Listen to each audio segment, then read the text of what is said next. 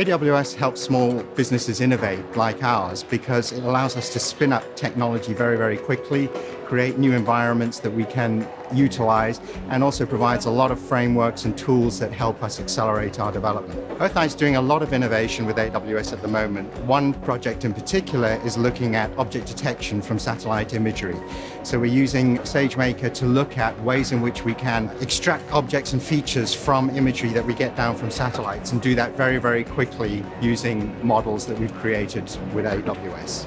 One of the things we can do now with AWS that we couldn't do before is to train up our models for object detection from images and run that very, very quickly using high-scale infrastructure on AWS. But the way in which AWS provides business benefits, firstly, is around a global footprint. So our customers are all around the world, and so we can reach them very, very easily via AWS.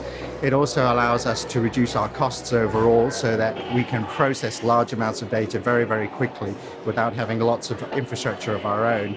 And then thirdly, it allows us to develop new technologies very quickly.